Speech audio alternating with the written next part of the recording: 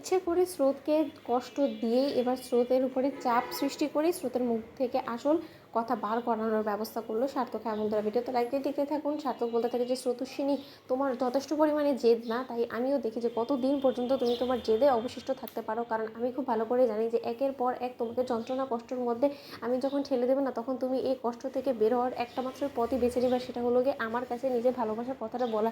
কারণ এছাড়া তোমার কাছে কোনো রকম কোনো যদি উপায় না থাকে, সেই অবস্থায় এবার আমি তোমার করবো। তুমি দেখে নিও, তুমি আমার যথেষ্ট পরিমাণে ধৈর্যের পরীক্ষা নিচ্ছ, এবার আমিও তোমার পরীক্ষা নেব। আমিও দেখেছি তুমি কতটা ধৈর্য ধরে নিজেকে সামলে রাখতে পারো। যখনই আমি তোমাকে বারবার করে আমার প্রতি দুর্বল করে দেওয়ার চেষ্টা করি, ততবারই তুমি কিছু না কিছু বলে গোটা বিষয়টাকে ঘুরিয়ে দেওয়ার চেষ্টা করো। তাহলে এবার নয় খেলাটা শিয়ানেই হোক। অন্যদিকে সার্থক যখন ফেক অ্যালুমিনি পেপারস ডিভোর্সের আগে বানিয়ে নিয়ে এসে সার্থক স্রোতের হাতে ধরিয়ে দেয় এবং বলতে থাকে যে স্রোত নাও, এবার চট জলদি এই ডকুমেন্টটা পড়ে নিয়ে তুমি এবার বলে ফেলো তো যে তোমার কী কী ডিমান্ড আছে।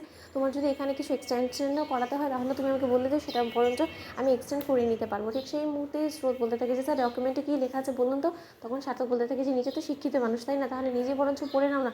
শোনো স্রোত, আমি তো তোমাকে সেদিনই বললাম যে আমাদের ডিভোর্সের কয়েকটা মাস মাত্র বাকি আছে, তার আগে আমি যত প্রসিডিউর আছে সেই সব কিছু আগে ভাগে কমপ্লিট করে রাখতে চাই, যাতে কিনা ভবিষ্যতে কি আমাদের কোনো রকম কোনো প্রবলেম না ফেস করতে হয় বা হ্যাসেলে না পড়তে হয়।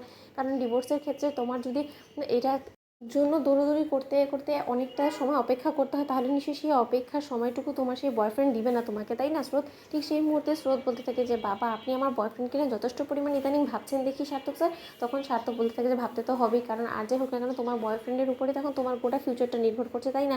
আমি আর কদিনের মাত্র অতিথি তোমার জীবনে, আমি যখন তোমাকে ডিভোর্স দিয়ে ছেড়ে দেবো, তারপরে তো তোমার ওর উপরেই নির্ভর হতে হবে, এবং সে যদি তোমাকে কোনো মতেই আর এতটা লম্বা টাইম ডিভোর্সের জন্য না দেয় আমার সাথে, ঠিক সেই মুহূর্তে আমি কী জবাব দেবো বলো তো। তার জন্য যে আগে ভাগে কাজটা সাইডে রাখছি, তাই না। তখন স্রোত অঝরে কাঁদতে থাকে এবং বলতে থাকে যে সত্যি স্যার, আপনি যথেষ্ট পরিমাণে এই বিষয়ে অ্যাক্টিভ আছেন, এটা আপনাকে দেখেই বোঝা যায়, কারণ আপনার আমার থেকে ছাড়া পাওয়ার যথেষ্ট পরিমাণে তারা আছে, আপনাকে দেখেই বোঝা যায়। তখন সার্থক বলতে থাকে যে যাক, বোঝা তো যায় অন্তত, তোমাকে দেখে তুমি কোনো কিছুই বুঝতে পারি না, তুমি তো আসলে অ্যাকচুয়ালি গিরগিটের মতন, কখন যে কীরকম তুমি রং পাল্টাও আমি কিছুই বুঝতে পারি না, জানো তো স্রোত। তখন স্রোত বলতে থাকে যে স্যার, আপনি আমাকে গিরগিটের সাথে কী করে কম্পেয়ার করতে পারেন বলুন তো, যেখানে কিনা এতগুলো দিন কেটে যাওয়ার সত্ত্বেও আপনি নিজে কোনো মতে আমাকে বুঝে উঠতে পারেননি, সেটা আপনার গাফিলতি। আপনি নিজের গাফিলতির দায়ভার আমার উপরে চাপিয়ে দিলে তো হবে না স্যার, তাই না। সবসময় জীবনে সব কিছু করে দায় অন্যের কাঁধের উপরে চাপিয়ে দিলে সবসময় সব কিছু হয় না, এই জিনিসটা আপনাকেও মাথায় রাখতে হবে। একটা সময় আপনি নিজে সব কিছু টের পাবেন যে আসলে আপনার ঠিক ভুলগুলো কোথায় ছিল, কিন্তু সেই ভুলগুলো আপনি আর কোনোদিনও শুধরানোর সুযোগ পাবেন না। তখন সার্থক বলতে থাকে যে ভুলগুলোকে শুধরানোর জন্য সুযোগ তো আমি তোমাকে অনেকবার দিয়েছি, কিন্তু তুমি তো কোনোবার আমার সুযোগটাকে কাজে লাগাওনি এবং আমার ভুলগুলোকে শুধরে দেওয়ারও চেষ্টা করেনি। তাহলে তো এরকম করেই আমাদের জীবনে ভুল হতেই থাকবে। আর তার জন্যই আমি আর ভুল করতে চাই না এবং ভুলের মাসুলও দিতে চাই না। তো বন্ধুরা, ভিডিওটি ভালো লাগলে লাইক এবং শেয়ার করে সাবস্ক্রাইব করতে ভুলো না।